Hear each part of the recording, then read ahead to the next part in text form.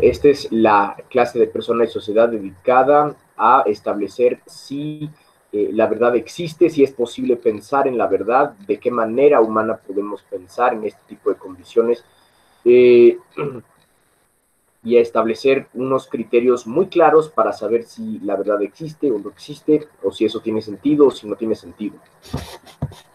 Vale, voy a quitar mi imagen para poder presentar eh, la pantalla.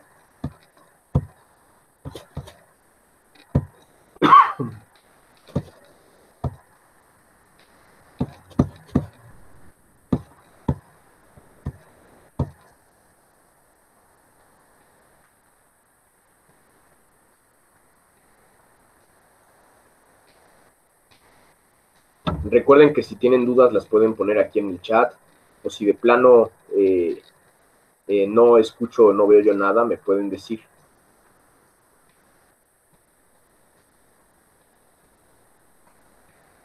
Vale. ¿De qué vamos a hablar entonces? Pues de estas cosas.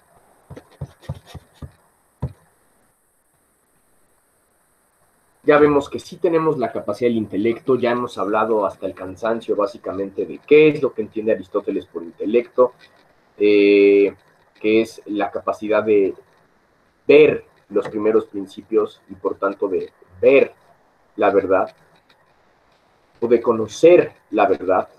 Y luego de eso, lo que hacemos es simplemente asimilar el mundo de diferentes maneras. Pero ¿cómo son esas diferentes maneras? ¿Cómo es esa capacidad de análisis y cómo es esa capacidad sobre todo de asimilación?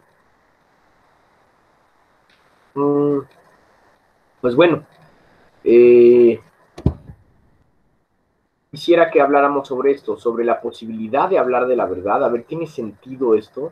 ¿O cada uno tiene su verdad? Y entonces no existe la verdad con, con todas sus letras. Perdón. Luego, ¿cuál es la verdad o qué es la verdad? Más que cuál, como si estuviéramos en un aparador y buscáramos cuál, sino qué es la definición de la verdad. Si puede existir una o varias definiciones de verdad. Luego, ¿cuáles son las posiciones ante la verdad? Es decir, si existe nada más mi verdad o, número dos, puedo conocer la verdad del mundo de una manera proporcionada, o si solo existe una verdad, ya no la mía, sino una verdad externa, y entonces no existe la capacidad de diálogo, ni de la flexibilidad, ni del conocimiento. Cuatro, ¿cuáles son las fuentes de la verdad? Los tipos de conocimiento, en un sentido aristotélico incluso. Y después, ya más centrados en profundidad, la fe y la razón ante la verdad, ¿qué significan? ¿Qué son? ¿Cómo ambas son fuentes de conocimiento? Pero lo que está en azul es lo que vamos a ver hoy día. Por eso lo puse en azul. Lo que está en negro, pues simplemente lo vamos a ir viendo las siguientes clases. Sobre todo la siguiente clase. Vale. No podíamos dejar de comenzar de una manera muy posmoderna. Y para eso tenemos pues aquí al gran Nietzsche, con ese gran bigote que lo caracteriza y que yo quisiera, pero no ahora. Eh, por supuesto, ustedes saben que Nietzsche pues es famoso por ser muy disruptivo, por ser muy, ¿cómo decir? Eh, pues ser muy famoso por tener esta capacidad de ponerse al tú por tú con toda la filosofía antigua, con todos los filósofos clásicos, con toda la gente que estuvo antes que él, y por ser muy contestatario y muy retador. Si algo le podemos admirar a Nietzsche es su capacidad de retar tanto a las personas comunes como a la gente que se dedica a hacer filosofía y filología. Por supuesto, él empezó siendo pues un joven muy talentoso, pero también muy impetuoso y con métodos muy poco ortodoxos para su tiempo. Hubo grandes maestros universitarios que trataron de ponerlo en su lugar, pero eso no, pues no lo paraba, por supuesto, a Nietzsche. Y dentro de sus grandes tesis, pues están estas condiciones que nosotros hemos heredado para la posmodernidad. Esto de Dios ha muerto, nosotros lo hemos matado. Esto de que la sociedad occidental moderna ha fracasado, fracasó la civilización de la técnica, fracasó la civilización de la industria, porque nos hemos olvidado de la grandeza del hombre, estamos esclavizados, pero no se preocupen porque ya viene una época donde va a renacer el hombre, donde va a existir el superhombre, y donde las verdades antiguas, o lo que nosotros creíamos que era verdad, lo habremos superado. ¿Por qué? Porque Nietzsche introduce esta condición muy interesante al respecto del conocimiento de la verdad. Nietzsche empieza a decir dos ejemplos muy claros. Por una parte, la verdad no es más que un ejército móvil de mentiras que se ajustan según la cultura y el tiempo. ¿Qué es la verdad? Pues bueno, aquello que las instituciones culturales digan que es verdad, aquello que la familia diga que es verdad, que la familia heteroparental, heterosexual, clase mediera, blanca, diga lo que es verdad, eso es la verdad. O aquello que la jerarquía católica diga que es verdad, eso es la verdad. O aquello que la jerarquía protestante diga que es la verdad, eso es la verdad. O aquello que diga la reina Victoria que es verdad, entonces eso es la verdad. Y sin embargo, eso no es más que una serie de condiciones socioeconómicas y culturales que se van ajustando a cada tiempo. De modo que la verdad en sí misma, sustancial, pues ya no sabemos dónde está. Es más, ni sabemos si existe, porque no sabemos de dónde salió este ejército móvil de mentiras, de dónde salió y hacia dónde va. Mucho menos vamos a saber, pues, quién lo está, quién lo,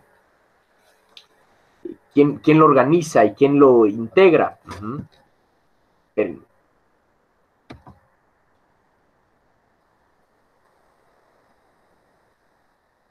Ya voy a poner mi cámara de nuevo.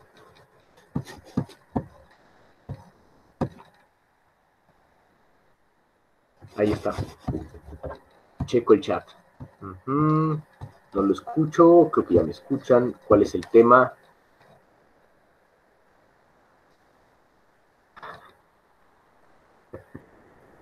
El tema es este. Inteligencia y verdad.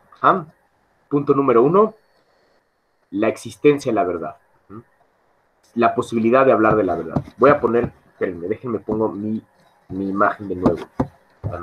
Creo que es aquí. Y aquí es.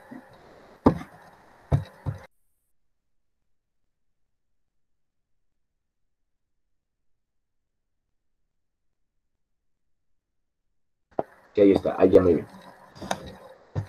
Vale, ahora sí, vuelvo a compartir mi pantalla.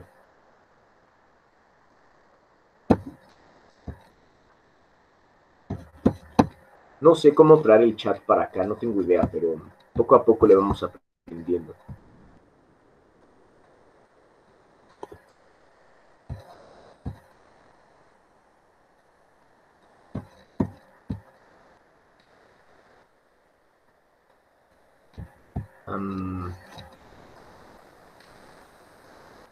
Bien, ahí va la pantalla.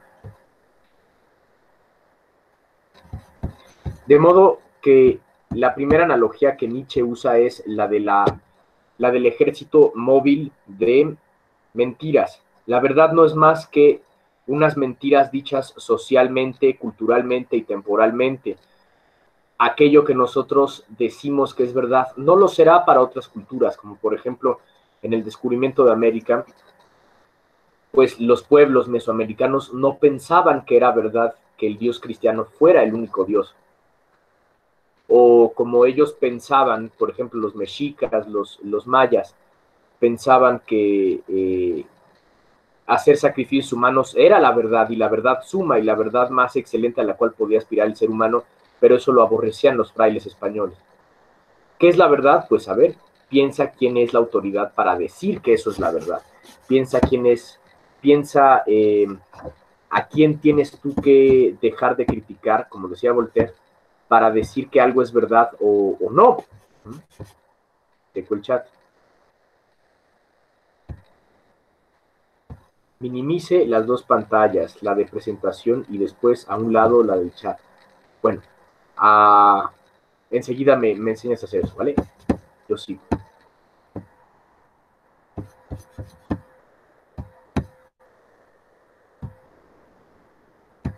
¿Qué es la verdad? No lo sabemos. ¿Por qué? Porque este ejército móvil de mentiras siempre es eso, siempre se está moviendo, siempre se está desplazando. El siguiente ejemplo de que no podemos conocer la verdad y que la verdad pues es dicha de una manera socialmente construida, está muy de moda decir esto, la verdad es una construcción social y por tanto hay que deconstruirlo. El siguiente ejemplo es el de la moneda gastada.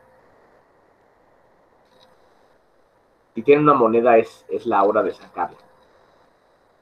La moneda originalmente, que es la verdad, pues fue acuñada en los tiempos clásicos, piensen en los tiempos de la antigua Grecia. Y entonces era una moneda nueva, era una moneda brillante, era una moneda cuyo troquel podíamos apreciar todos y decir, ah, mira, esta es una moneda de un dracma, o esta es una moneda de un sólido, o esta es una moneda de un sestercio, o de un florín, o lo que tú quieras, de un peso, de un dólar. Sí existen las monedas de un dólar, pero no son muy populares. ¿Qué es lo que pasa cuando una moneda está demasiado tiempo en circulación?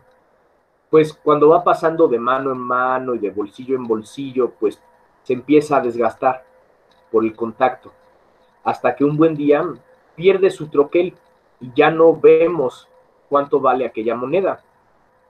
Y cuando ya no vemos lo que vale aquella moneda, pues simplemente nos olvidamos de su valor. Lo mismo pasa con la verdad, dice Nietzsche, la verdad es como una moneda gastada. Los padres de la cultura occidental, los griegos del siglo V a.C., los romanos, los teólogos medievales, sabían muy bien qué cosa era. ¿Por qué? Porque ellos la acuñaron. Tomaron aquel pedazo de oro, de plata, y le pusieron su troquel. Y sabían cuánto valía aquella moneda, hasta que fue pasando de generación en generación, y nosotros ya dejamos de saber cuánto vale aquella moneda. Ya no lo sabemos con exactitud, nosotros ya no vemos su troquel porque está demasiado gastada. Y entonces ya no sabemos qué es la verdad. Recuerden que Nietzsche es un autor básicamente victoriano y que para imaginarnos a la sociedad que está retando Nietzsche, hay que pensar sobre todo en la sociedad victoriana. Recordemos que Nietzsche va básicamente viviendo con la reina Victoria. Nietzsche es de 1844 a 1900. La reina Victoria es de 1820 y tantos a 1901. Entonces todavía le sobrevivió un año a Nietzsche. Recordemos que la principal personalidad que encarna los valores del siglo XIX, el progreso, la modestia, el cristianismo, el conservadurismo, etcétera, es la reina Victoria. Entonces, ya en nuestro tiempo, ya no sabemos bien qué cosa hacer, ya no sabemos bien qué cosa esperar del mundo. Y entonces, si bien hablamos mucho de la verdad, y la verdad es esto, y la verdad es aquello, en realidad ya no significa lo mismo que significó cuando aquella moneda fue acuñada. Pero nosotros ya en este tiempo posmoderno, nos podemos preguntar junto con Nietzsche si esto es verdad, si esto existe así, si la verdad no es más que un ejército móvil de mentiras que se ajustan a las condiciones temporales, culturales, sociales, o si la verdad no es más que una moneda gastada. Y esta moneda gastada ya no sabemos cuánto vale. Como cuando te encuentras un peso de 1995. Dices, wow, esto es del siglo pasado. Y ves cómo empieza a perder su troquel. Con esto, ¿qué hacemos?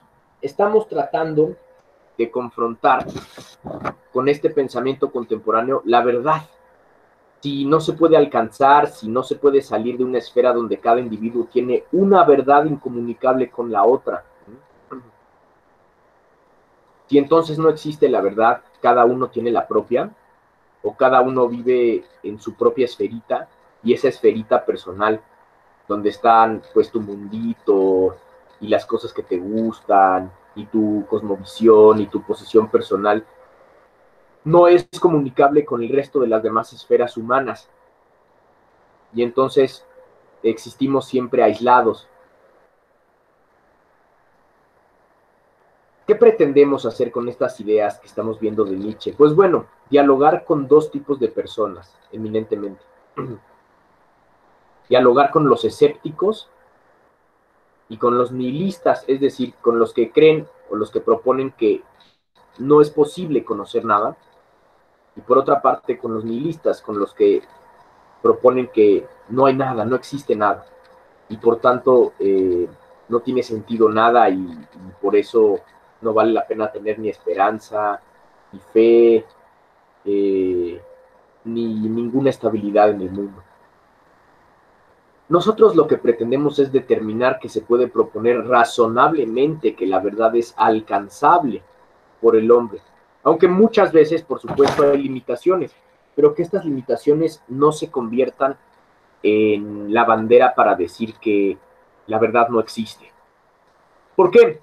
Porque respondemos a esta propuesta nietzscheana con una posición muy clásica que dice lo siguiente: que de hecho tenemos contacto con la verdad todos los días, que de hecho tenemos contacto con la verdad constantemente, diariamente, a diferentes niveles. De modo que eso es lo número uno. Partimos de un supuesto clásico. ¿Sí existe la verdad? Sí, sí podemos conocerla. ¿Qué pruebas hay de ello? Pues bueno, la vida cotidiana, la experiencia, la técnica, la ciencia tan necesaria en estos días.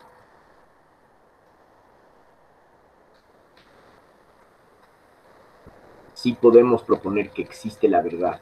Que esté afuera y que nosotros no la hayamos visto es otra cosa distinta. Pero sí que podemos decir que está ahí. Sí que podemos decir que esperamos nosotros conocerlo. Vale, veo el chat.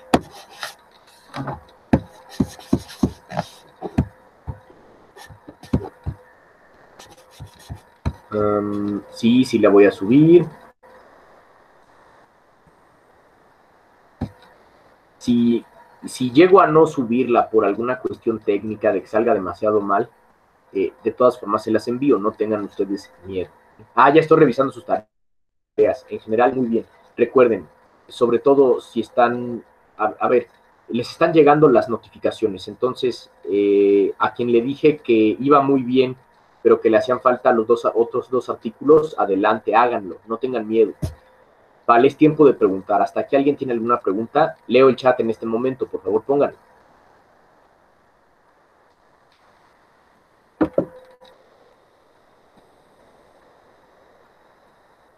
Venga, preguntas. ¿Nadie?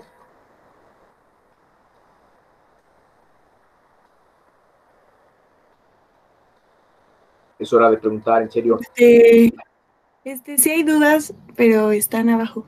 Ay.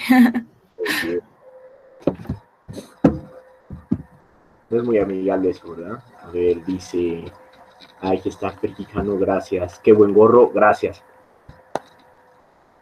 Lo de los nihilistas, ¿qué era? Son las personas o los filósofos que apuestan por nihil, es decir, en latín, nada. Que la vida no tiene ningún sentido, que no existe la verdad, que no existe la esperanza, que estamos abandonados a la nada, básicamente. Hay una verdad absoluta. Vamos allá, Danny Hoffman, vamos hacia allá. Cuando se entrenan los otros dos artículos de la unidad 2, ya, pónganlos ya. De hecho, tenían que entregarlos todos juntos. Si no lo han hecho, no pasa nada, no los penalizo, pero háganlo ya, por favor. A ver, Joana. Baje, ya está. ¿Cuándo debemos de entregarlo del esquema? Ya lo dije. ¿Para cuándo es el segundo esquema? Lo acabo de decir. ¿Alguien más tiene más preguntas sobre esto?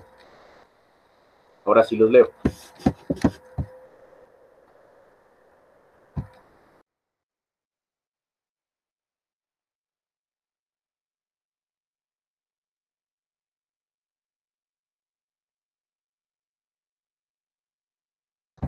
A ver, Jan, pon tu pregunta. Escríbelo.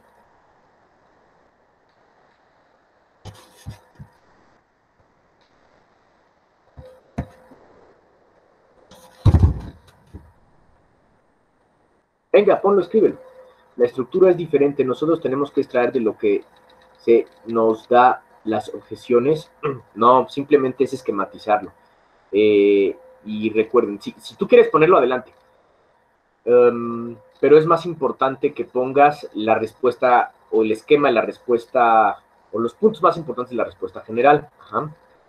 Lo ponemos todo en uno, es decir, en un solo Word, sí, pero que esté muy claro bien. Artículo 2, artículo 3, artículo 6. Ajá. Bien. Recuerden, de las tareas no se preocupen demasiado, las tareas son medios, no son fines. El fin es el conocimiento y el disfrute del conocimiento de la verdad. Vale, sigo. Voy a dejar de ver el chat.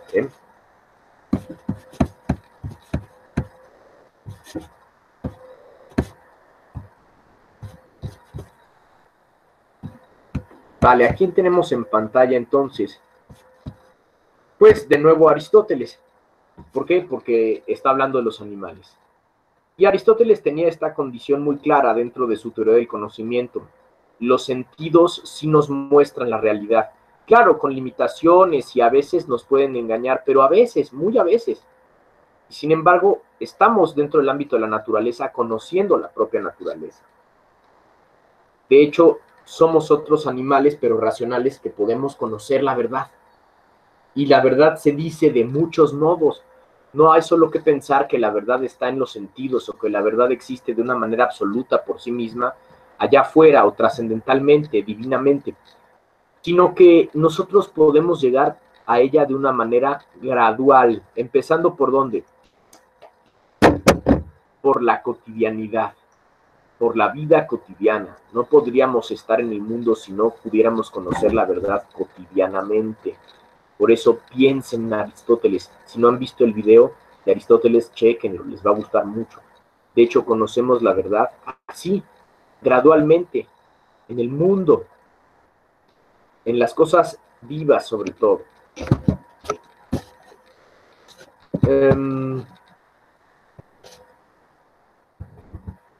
Eso por una parte. A ver, piensa en que de hecho sí puedes conocer la verdad. ¿Cómo sería tu vida en el mundo cotidiano si no pudieras conocer la verdad? Si de hecho dijeras que en la estufa, si estás cocinando o preparando el café, te llegas a quemar y empiezas a dudar, oye, ¿esta quemadura es real? ¿El calor es algo que existe por sí mismo? ¿Qué es el calor? Te empiezas a pensar, no hay punto para ello, no hay tiempo para eso, ni espacio para eso en la cocina. Simplemente apartas la mano inmediatamente porque simplemente sientes que te quemas. Y si sientes que te quemas, lo mejor que puedes hacer es apartar inmediatamente tu mano. No te pones a pensar si el fuego es real o no es real, si el fuego está en tu mente o está en Matrix o está en algún otro lugar distinto. Simplemente quitas la mano. Pues está el ejemplo del microbús hacia el cual vamos. Eso por una parte. Aristóteles. ¿Si es posible conocer la verdad? Sí. La podemos conocer cotidianamente, con los sentidos. Hay niveles. Primera, digámoslo así, es un primer acercamiento. Segundo acercamiento, un acercamiento un poco más rebuscadito, pero que de todas formas es muy claro. Dice Tomás, es evidente que existe la verdad, porque el que niega que existe la verdad conoce que la verdad existe. Si pues no existe la verdad, es verdad que la verdad no existe. ¿Por qué? Porque el que niega la verdad estaría afirmando que niega la verdad. ¿Ah? ¿Y eso es verdad? ¿Es verdad que la verdad no existe? Ah, ¿cómo es eso? ¿Sí o no? ¿Sí es verdad o no es verdad? Incluso para decir que la verdad no existe, estarías tú diciendo una verdad que es que la verdad no existe. Y eso sería verdad. ¿Ya viste la paradoja? Acercamiento 2.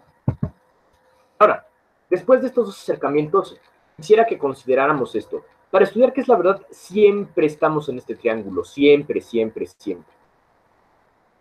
Siempre nos servimos de este triángulo, de estos tres elementos.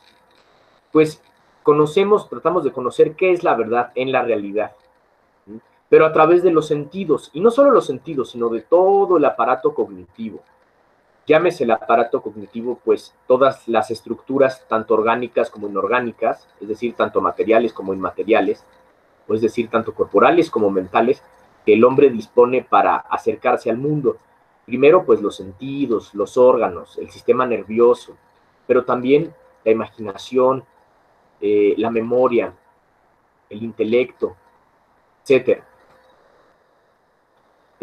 Conocemos la realidad a partir de nuestro aparato cognitivo, pero lo expresamos con un lenguaje. ¿Ah? Lo expresamos cuando hablamos, cuando escribimos, cuando leemos. ¿Dónde está la verdad? Fíjense, nos vamos acercando cada vez más. ¿Dónde está la verdad? ¿En la realidad? ¿En los sentidos? ¿En el lenguaje? ¿O en las tres de diferentes modos? Quisiera que consideráramos y que ustedes copiaran muy bien este triángulo para estudiar qué es la verdad, que lo copiaran muy bien en su cuaderno o en donde sea que tomen notas. Siempre vamos en función de este triángulo. Claro, lo que dirá Nietzsche es que dice, a ver, no sabemos si existe la realidad, a donde vamos es simplemente, o donde estamos encerrados es simplemente en el mundo o en el ámbito de nuestros sentidos y en el ámbito de nuestro lenguaje. Por supuesto, el elemento más importante de este triángulo será que la realidad, porque no sirve de nada que tengamos sentidos si no podemos conocer algo externo. No sirve de nada tener lenguaje si no podemos expresar lo que los sentidos conocen de lo externo. ¿Dónde está la verdad? ¿En la realidad? ¿En los sentidos? ¿O en el lenguaje? Incluso, la realidad existiría como tal si nosotros no pudiéramos conocerla. ¿Tendría sentido hablar de la realidad si no podemos llegar a ella? Es un problema kantiano. Pero piensen de una manera más cotidiana.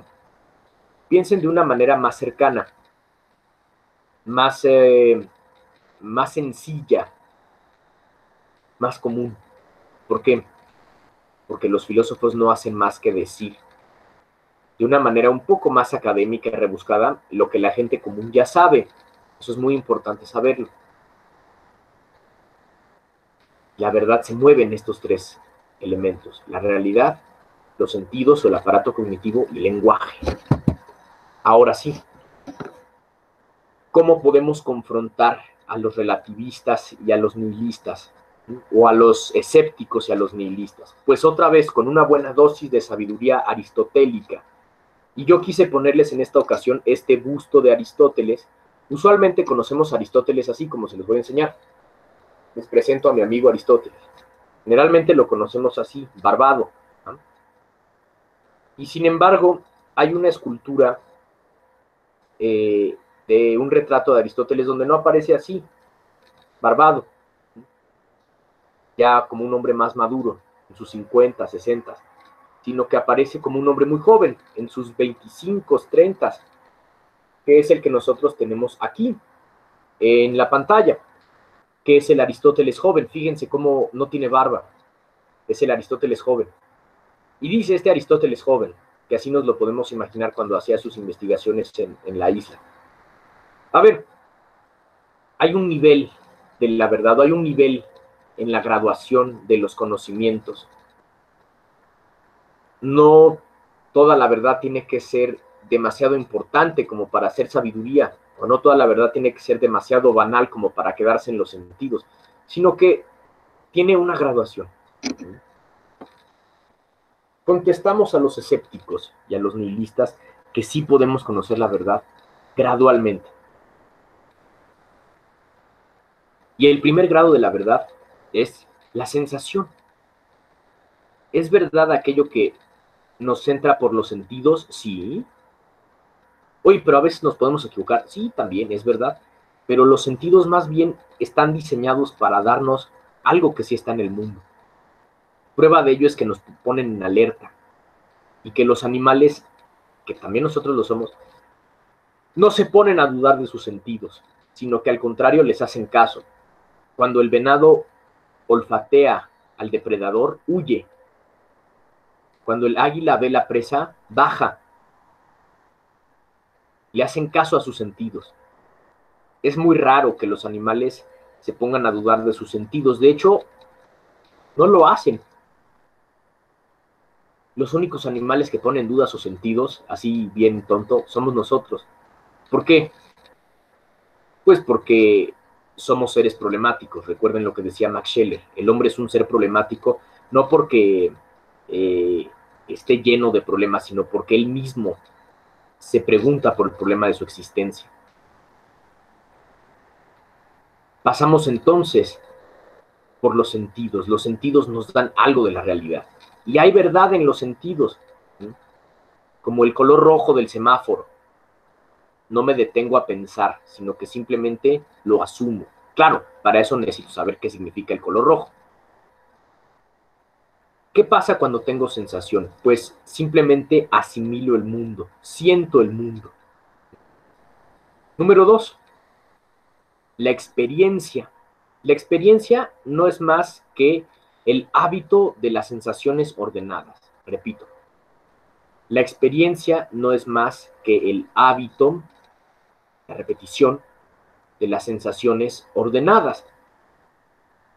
Cuando diario pasas por el mismo camino, o ves a las mismas personas, o ves a los mismos animales, los empiezas a conocer mejor, empiezas a ver los detalles, y entonces te conviertes en experimentado. Probablemente no conozcas los nombres de las personas, pero sí sabes cómo identificarlas. Probablemente no conozcas los nombres de las calles, o no conoces al autor de las calles, o la causa de que la calle esté de tal o cual manera. Pero sí conoces sus ángulos, sí conoces sus recovecos, sí conoces el tiempo en que cambia un semáforo de rojo a verde. 20 segundos, yo ya lo medí. 20 miserables segundos. Y no solo es sensación, sino que es ya el hábito de la experiencia, de la sensación, que se convierte en experiencia. Voy al chat para ver sus preguntas.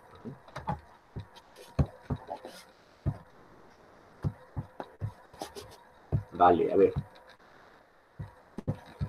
Vamos a ver. Lo ponemos todo en uno, poner aquí el esquema. Sí, ahí en ese, ahí lo pones. Sí, Ángel, ahí lo pones. Muy bien. Profe, si quiere ver el chat mientras presenta, puede hacer lo que escribí arriba. Gracias, Fernanda. Dice, profe, podemos entregar el esquema el viernes. No, entréguenlo entre hoy y mañana. Profe, en el triángulo la verdad es lo mismo que lo del alma que captura las imágenes. Tiene que ver, por supuesto, porque el alma captura las imágenes primero por los sentidos y después las lleva a la imaginación. ¿Dónde está eso? En los sentidos, pero también lo podemos ampliar para que no sea confuso a aparato cognitivo. Puede repetir que es una sensación. La sensación simplemente es el acto de los sentidos. Y los sentidos son las estructuras orgánicas con las cuales captamos las formas del mundo, ¿no? Pero más bien yo me estaba refiriendo a la experiencia que a la sensación. ¿Alguien tiene una pregunta? Puede ponerla ahorita en el chat, porque lo estoy leyendo.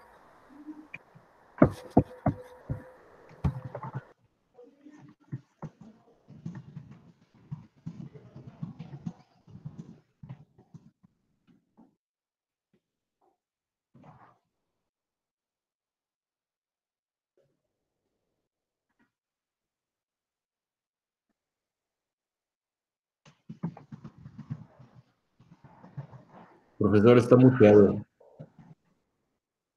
No se escucha.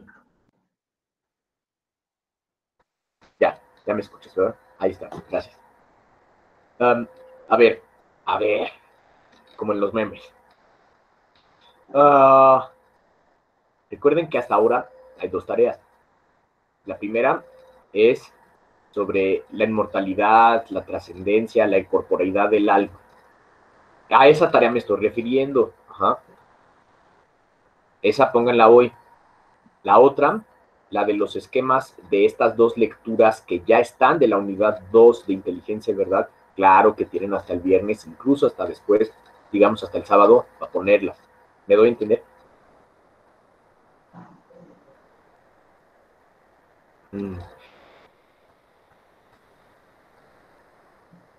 Niños, niñas, háganme saber si sí, poniendo su sí o su no en el chat, por favor. La de ahorita es más tarde, sí, exacto, sí. Muy bien, buenísimo. ¿Alguien tiene, o sea, sí, sí, claro. Muy bien, de nada. Ahora,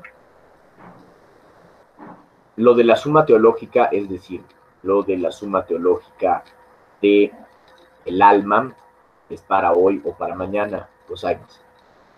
Sí, eso es para hoy. A ver, vamos a lo profundo. Duc in altum. ¿Alguien tiene una pregunta de lo que estoy diciendo? No de lo técnico como sea.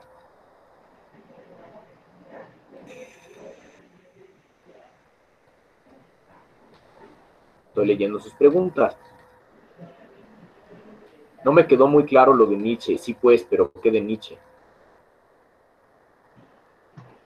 ¿Qué es contradictorio?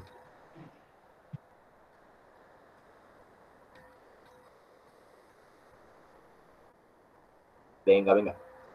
Lo que piensa la verdad. Ah, claro. Nietzsche es un gran Contreras, pero es un gran retador.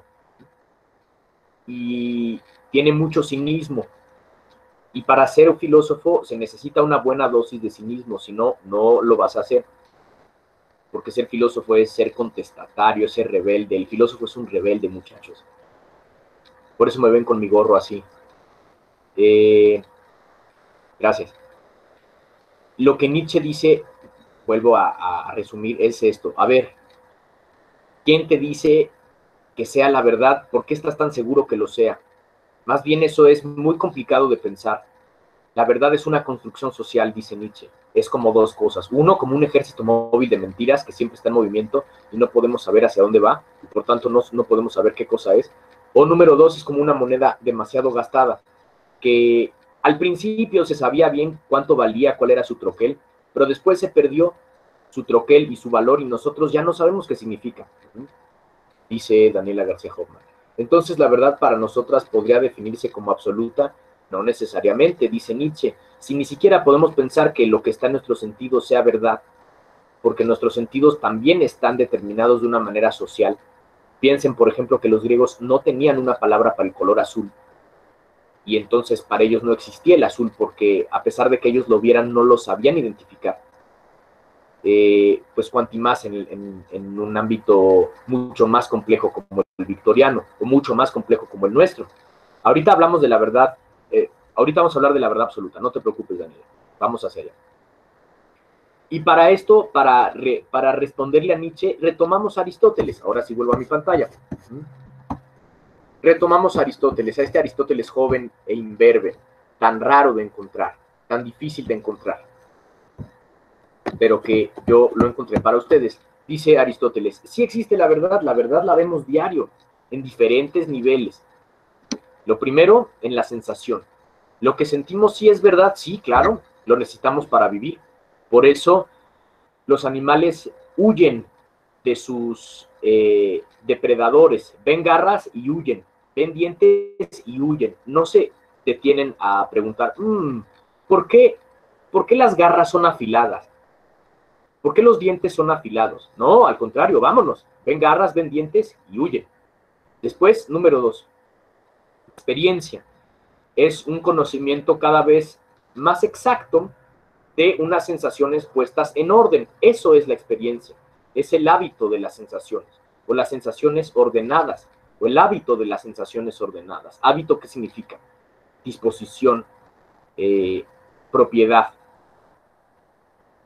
Después, la técnica. Aquella experiencia se convierte en técnica. Piensen en el ingeniero, piensen en el barrendero, piensen en el alfarero, el que se dedica a hacer cosas. Probablemente no sepa cómo funciona, pero sabe hacerlo. Tiene tanto dominio de la experiencia que sabe cómo hacer una cosa. Fíjense, en nuestro mundo posmoderno tan tecnológico apostamos mucho por la estabilidad de la técnica, lo cual significa que la verdad sí existe, porque el que tiene técnica tiene un mejor dominio y tiene un mejor poder. ¿Por qué? Porque puede manipular mejor el mundo natural. Ahora lo vemos, como sabemos que son importantes los ingenieros en sistemas, a los cuales agradecemos en este momento, porque sin ellos no podríamos dar clases, o no podríamos hacer lo que ahora hacemos durante este tiempo. La técnica, ¿qué es? Es la capacidad de crear, de modificar algo de la naturaleza y de mejorarlo para nuestro propio beneficio. Técnica es la capacidad de hacer algo, es la capacidad de generar algo artificialmente. Una olla, una mesa, una computadora, una escultura, un manuscrito. Eso es la técnica. Pero fíjense cómo difieren la experiencia y la técnica. La experiencia simplemente es el hábito, la ordenación de las sensaciones. La técnica es aquella experiencia, pero mejorada, para la creación de cosas nuevas. Eso es la técnica. La manipulación del mundo natural. Después viene la ciencia. ¿Qué es la ciencia? Pues la ciencia es el conocimiento de las causas de la naturaleza. Piensen cómo el técnico puede no conocer las causas de la naturaleza, cómo el alfarero, por tan buen alfarero que sea, puede no conocer las causas de que la cerámica se endurezca a tantos grados centígrados. Pues porque no sabe química. O piensen cómo el carpintero no está obligado a conocer botánica. Puede conocer muy bien los árboles y decir, mira, este árbol da la madera de tal forma, o este otro la da de esta otra, pero el carpintero no está obligado a saber botánica, no está obligado a saber los nombres de las especies de los árboles. Así como el botánico, el biólogo, no está obligado a saber carpintería, o así como el químico no está obligado a saber alfarería, sino que son dos niveles distintos del conocimiento. Y sin embargo, tanto es bueno uno en su ámbito como el otro es bueno en su ámbito. Piensen en The Big Bang Theory, cómo Sheldon Cooper desprecia mucho a los ingenieros, porque dice que simplemente hacen cosas y él conoce las técnicas. Pero Sheldon Cooper pues es demasiado abstracto y por eso tiene tantos problemas en su vida. Porque no sabe hacer cosas desde la sensación o desde la experiencia o desde la técnica, sino que es tan nerd que se queda solo en el ámbito científico, en el ámbito causal. Y es un problema que nos pasa mucho a los filósofos. Y sin embargo, la ciencia no es el mejor de los conocimientos o no es el mejor tipo de conocimiento de la verdad. ¿Por qué? Porque la ciencia puede darte las respuestas sobre el mundo, pero no está obligada a darte la felicidad, la vida sabrosa, la vida de la sabiduría. ¿Por qué? Porque la sabiduría es una virtud, no es solo un conocimiento, no solo es información, sino que es un conocimiento de la verdad en un grado pleno, para que nos dé una vida sabrosa. Esa es la sabiduría, la vida sabrosa, la vida bien vivida, la vida que es sabrosa, que es deleitosa, que tiene sentido. ¿Quién es el sabio? Pues el que tiene la vida sabrosa. O el que vive una vida que sabe bien. Ahora, el científico no está obligado a ser un sabio, así como el sabio no está obligado a ser un científico. Piensen, por ejemplo, en nuestras abuelas. Nuestras abuelas generalmente tienden a ser sabias. ¿Por qué? Pues porque nos llevan al menos 60 años de vida. Y eso es muy bueno. A nuestras abuelas siempre las conocimos ancianas. Si todavía tienen abuelas, valórenlas. Abuelas y abuelos, esto es. Y nuestras abuelas no están obligadas a saber de ciencia, a saber de química, a saber de física, a saber de botánica, de biología. Y sin embargo, podemos decir que son sabias. ¿Por qué? Porque aprendemos muchas condiciones para la vida buena desde nuestras abuelas. Aprendemos la felicidad, aprendemos lo que es valioso, aprendemos el sentido humano de la vida ahí, no solo el sentido técnico ni el sentido científico, sino el sentido existencial. Vean, ya voy, ya sé que alguien tiene una pregunta, déjenme terminar nomás. Vean cómo Aristóteles dice, a ver, aquí está el elenco de los grados del conocimiento. Sí podemos conocer la verdad en diferentes grados, no nada más de una manera social. La verdad no es una construcción social, muchachos, sino que la verdad está frente a nosotros. Convivimos con ella todos los días y podemos verla en diferentes ámbitos. Es cuestión simplemente de abrir los ojos y de ver los diferentes niveles que existen. Voy a chat para ver las preguntas.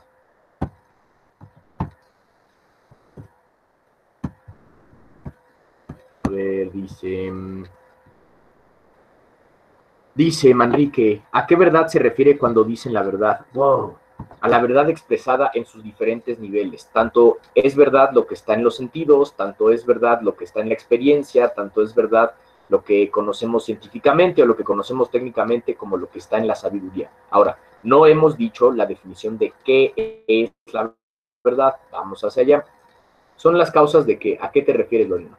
Dice Sebastián, ¿lo científico es conocimiento sin sentido? Muchas veces sí, porque es un conocimiento que ve las causas de la naturaleza, pero no sabe cómo sacar beneficio para su propia felicidad. Piensen otra vez en Sheldon Cooper, porque Sheldon es la imagen de eso. Tiene conocimiento científico, pero su vida está hecha un completo desastre. ¿Por qué? Porque no tiene sabiduría. Sheldon tiene ciencia, pero no tiene sabiduría. Puede repetir el de la ciencia, que de la ciencia. Puede repetir lo de la sabiduría, que de la sabiduría. ¿Estos son los niveles, grados de verdad? Sí. A ver, Jenny, Lorena, ¿a qué te refieres? ¿Qué es la ciencia? La ciencia es el conocimiento causal en acto, es decir, la ciencia es el conocimiento de las causas de la naturaleza. Cuando alguien tiene un conocimiento causal, eso ya es conocimiento científico. Y la ciencia se dice de muchas maneras. No solo es ciencia lo que hacen los hombres y mujeres de bata blanca, sino también es ciencia lo que hacen los teólogos, también es ciencia lo que hacen los filósofos, también es ciencia lo que hacen los psicólogos, los historiadores. Lo que atendemos de condiciones, aprendemos de condiciones, ¿puede ser más específica, por favor? Venga, pongan sus preguntas.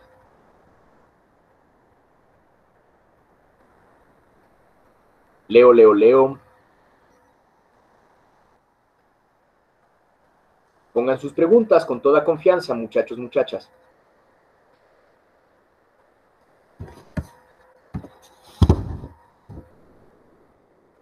Mencionó que aprendemos de las condiciones buenas por medio de algo. Ok, sí, hay unas condiciones en las cuales nosotros estamos para poder aprender, pero esas condiciones pueden ir cambiando. Nuestro conocimiento, la profundidad de nuestro conocimiento puede ir cambiando. Creo que es a lo que te refieres. Preguntas. Ok, muy bien. Gracias. ¿Alguien más?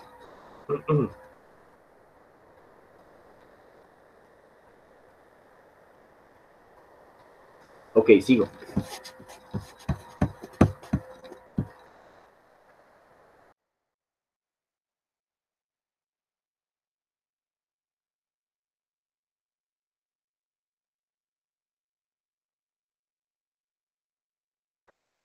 Vale, ya voy.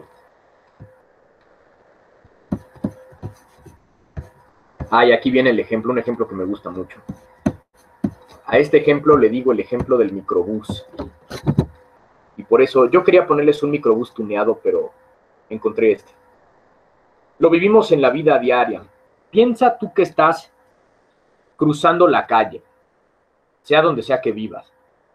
Y cuando ves cruzando la calle, que como buenos mexicanos volteamos para los dos lados, ves que viene un microbús pitando a 200 kilómetros por hora. ¿Qué haces en tu vida diaria? Pues eminentemente te apartas, sea como sea. No te pones a pensar, oye, el microbús que viene a 200 kilómetros por hora es un holograma, o es la aparición que me hace sentir un demonio o un genio maligno para tentarme y para decir que la verdad no existe, o estamos en Matrix y en realidad esto no es más que el pensamiento de una máquina, o simplemente mis sentidos no están lo suficientemente listos para aprender la realidad y entonces te quedas ahí a la mitad de la calle para ver si tus sentidos están adecuados o no adecuados. Pues no, ¿verdad? No tiene sentido. Cuando vemos que un microbús se nos acerca a 200 kilómetros por hora, nos quitamos. ¿Por qué? No nos ponemos a pensar que eso sea o no verdad, sino que simplemente asumimos que lo es. ¿Por qué? Porque nuestros sentidos están naturalmente diseñados para conocer la verdad. Así es la vida diaria, nuestra supervivencia depende de eso. Los animales no hacen filosofía porque lo que necesitan es sobrevivir. Por eso la filosofía es una cosa súper rara. Los animales no se preguntan por el conocimiento, simplemente asumen que conocen. Y cuando nosotros estamos en ámbitos tan animales como el de nuestra sobrevivencia o supervivencia, frente al microbús a 200 por hora, pues simplemente recuperamos ese ámbito primitivo y nos quitamos inmediatamente.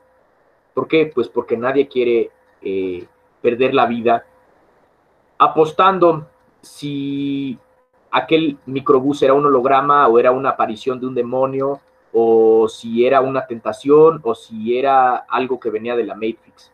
Simplemente nos quitamos. Lo vives tú en la vida diaria, el encuentro con la verdad. En el microbús, en la estufa, con tus compañeros, con tus padres. No dudamos de las cosas o de los sentidos. Al contrario, dudar es una cosa extraña. Sí lo podemos hacer, sí, pero cuando hemos tenido varias disrupciones sistemáticas. Las ilusiones ópticas, los efectos de algunos fármacos. Sí, ok, sí, podemos dudar, pero no es común que dudemos. Ahora, yo quisiera presentarles a este filósofo, que es el filósofo del sentido común. ¿Por qué? Porque si bien ya hemos visto con Aristóteles que sí podemos tener un acceso a la verdad y que de hecho sí vamos conociendo la verdad en el mundo en diferentes grados, quien lo retoma después en la modernidad del siglo XVIII es este hombre muy interesante, este escocés, que es Thomas Reid, que es el filósofo del sentido común. ¿Qué hace Thomas Reid? Pues Thomas Reid pertenece a la escuela escocesa empirista. Es contemporáneo y fue amigo de David Hume, de Adam Smith, que muchos de ustedes conocen a Adam Smith por ser el padre del capitalismo. Y Thomas Reid lo que hace es pues un ensayo de que de hecho sí estamos determinados, o más que determinados, orientados a conocer la verdad natural de una manera muy orgánica y de una manera muy armoniosa. No vale la pena tener dudas de nuestros sentidos, sino que al contrario, hay una armonía entre los sentidos y el mundo. Y hay 4 principios que no necesitan ser demostrados, porque son principios, para tener confianza en los sentidos. ¿A quién le está contestando Thomas Reid? Pues a Descartes. Descartes se preguntó un siglo antes, oye, ¿si es verdad que estoy conociendo el mundo o no? ¿Si es verdad que puedo conocer las cosas? ¿O todo esto es una invención y mis sentidos me engañan? Pues bueno, Thomas Reid dice, no, a ver, vayamos a la naturaleza humana, vayamos a nuestro ámbito empírico, vayamos a nuestro ámbito natural. Hay 4 principios para tener confianza en los sentidos. El principio de veracidad, de credulidad, de regularidad y de inducción. Ya los explico. ¿Qué es el principio de veracidad?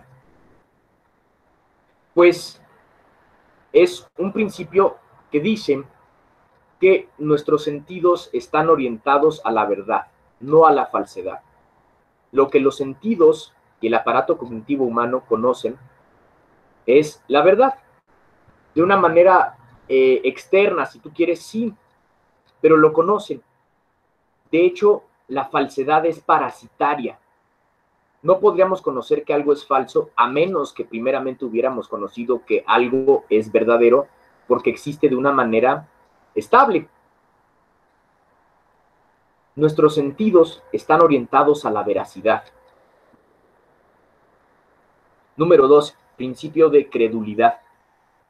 Como seres humanos, estamos orientados a creer lo que los otros seres humanos nos dicen. Somos crédulos en el buen sentido de la palabra. Cuando tú vas en el carro y te pierdes y pides una dirección, pues a la persona a la que le preguntas le crees.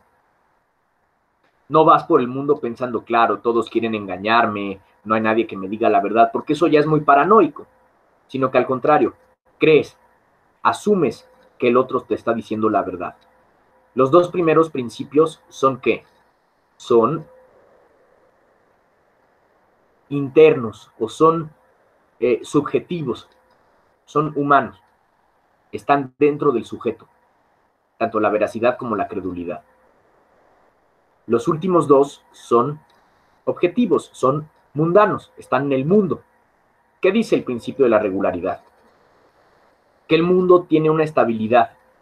No es necesario, por supuesto, que el mundo siga siempre como va, pues porque tiene una flexibilidad, pero sí tiene una regularidad matemática, más o menos cognoscible, más o menos matemática. De hecho, podemos conocer lo que está en el mundo de una manera regular. Los elementos químicos tienden a comportarse de una manera. Los fenómenos físicos tienden a comportarse de otra. Tan tienden que de hecho lo podemos registrar con fórmulas matemáticas. Que se comporten así siempre es otra cosa. Pero piensen en todas las fórmulas de prepa o de secundaria de física. Calcula esto, calcula aquello. Ah, pues bueno, tienes ahí la fórmula. ¿La fórmula de dónde la sacaron? Pues de la regularidad de la naturaleza. Y por fin el principio último, el de inducción. ¿Qué dice el principio de inducción? Que de hecho, a través de esta experiencia, nosotros podemos sacar del mundo el conocimiento. ¿Por qué? Porque tiene esta regularidad y de la regularidad podemos sacar poco a poco conocimientos universales o que tiendan a la universalidad.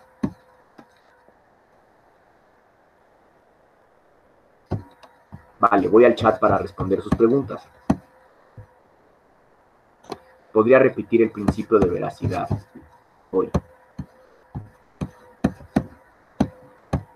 ¿Qué dice el principio de veracidad? Que nuestros sentidos y todo nuestro aparato cognitivo están orientados a conocer la verdad, a conocer lo que el mundo es por sí mismo, es como es. La falsedad es parasitaria, de hecho no podríamos conocer lo que es falso si no fuera primero porque algo ya lo hemos conocido como verdadero. ¿Te acuerdan el meme de Ham de Toy Story? De algo anda mal. Es esto. ¿Cómo podrías tú saber que algo anda mal si de hecho no fuera porque ya sabes qué es lo que está bien o qué es lo regular? A eso se refiere. Vale, leo sus preguntas. El de regularidad, inducción también. Pongan atención. Regularidad es que la naturaleza tiene un comportamiento estable. Y si tiene un comportamiento estable, nosotros podemos conocer ese conocimiento o ese comportamiento estable. Lo podemos ver poco a poco. Lo podemos ir aprendiendo poco a poco. El de inducción, Pech, pon tu tarea, por favor, en internet, en Moodle.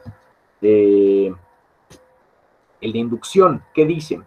Que nosotros podemos ir conociendo la realidad en función de esa regularidad. Podemos irla sacando, podemos conocer lo particular partiendo de lo universal que vamos conociendo poco a poco. Inducción y deducción son un ciclo. Poco a poco vamos conociendo el mundo. Poco a poco el mundo se nos va descubriendo. El mundo tiene esa capacidad de descubrírsenos a nuestros ojos. ¿Qué más? Veo sus preguntas.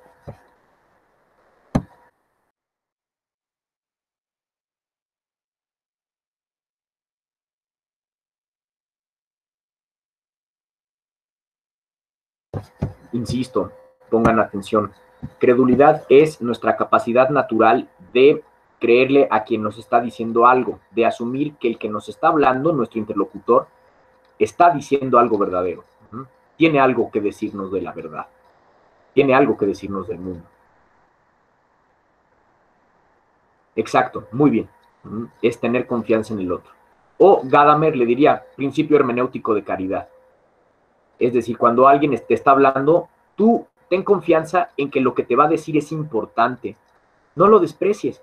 Ten confianza en lo que te va a decir, en que lo que te va a decir vale la pena. Ten ese amor interpretativo. Caridad por el otro. Principio hermenéutico de caridad. El otro dice algo importante y el otro es alguien importante que dice algo. Vale, ¿quién más tiene preguntas?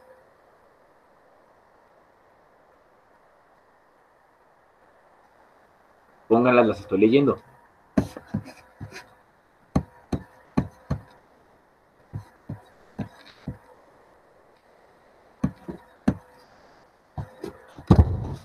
¿Está bien?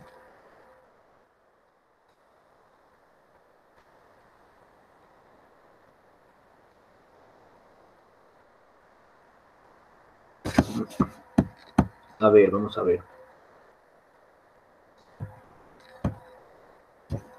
De modo que este es Thomas Reid, el gran Thomas Reid. Es un sujeto bastante agradable. A mí me cae muy bien. ¿Por qué? Porque en la modernidad nos recupera esto, decir, a ver, no, tranquilo, no dudes. Si puedes conocer la verdad, ve estos principios. Por supuesto, quien pida una demostración de estos principios, pues no sabe lo que pide, porque los principios no pueden ser demostrados por su propia naturaleza, porque son principios. Hay que partir de algo. Y partimos de esto. Sí tenemos estabilidad, sí tenemos conocimiento. Veracidad, credulidad, regularidad, inducción. De modo que no dudes. O si dudas, que sea por una buena causa. Para conocer cada vez mejor. Ahora, queda esta pregunta. Ok, muy bien, sí podemos conocer la verdad, pero ¿existe una definición de la verdad o no? Y para eso lo dejo con esta imagen, ¿no? Que es de la cual partiremos la siguiente clase. Hay una sola pregunta que vale toda la filosofía y es una pregunta que tuvo la oportunidad de ser contestada por quien mejor la podía contestar, pero ante aquella pregunta hubo silencio. Quid est veritas? Ti estimi alicia. ¿Qué es la verdad? Ok, ¿se puede responder a esa pregunta? ¿Podemos dar una definición de la verdad o no? Por supuesto.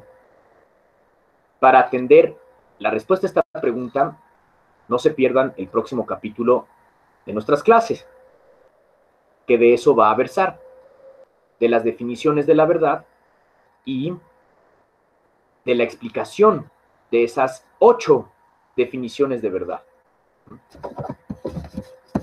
Leo sus últimas preguntas. Estoy en el chat. Preguntas.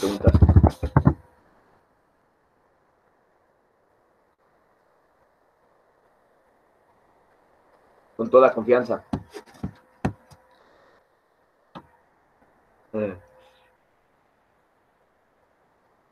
¿Nadie más tiene preguntas? ¿Alguien, nadie, nada quiere comentar nada? Los últimos 2 principios son objetivos. ¿Por qué? Porque estos principios atienden más bien al mundo que a nosotros. Están en el mundo más que en nosotros, ¿vale? ¿Qué era sabiduría? La vida sabrosa. La sabiduría es la capacidad de vivir una vida interesante. Una vida que no sea desabrida, que sea sabrosa. Pero también la sabiduría es una virtud tanto intelectual como práctica. Conocer las causas, contemplarlas, tener placer al contemplarlas y por tanto tener una vida sabrosa, una vida buena, una vida interesante. ¿Comentarios? ¿Nadie quiere comentar nada? ¿Qué era el principio hermenéutico de caridad? Lo que dice Gadamer, que ya es un autor del siglo XX, que es apostar, creer que tu interlocutor, número dos cosas, tu interlocutor es alguien importante, vale la pena escucharlo, y número dos, tiene algo importante que decir. Está medio intenso, por supuesto, en eso nos va la vida, es bastante intenso, y qué bueno que sientas esa intensidad, de eso se trata, a esto venimos estas clases, a tener esta intensidad que no podemos tener en otras clases. Me gustó este tema, qué bueno que te guste, Clara, gracias. ¿Alguien más quiere poner algo? ¿Con verdad a qué se refieren? O sea, ¿a qué tema? Al tema de qué es la verdad, la esencia de la verdad, la unidad 2. Y las definiciones de verdad, que son las 8 que están. Ahora sí, para la siguiente clase necesito que todos lean el texto sobre acerca de la verdad, que es el del cual vamos a hacer el esquema para todavía la siguiente clase. Incluso el sábado lo podrán entregar, que es muy claro, es muy sencillo. ¿Alguien más? ¿Alguien más? Muchachos, muchachas, leo sus preguntas.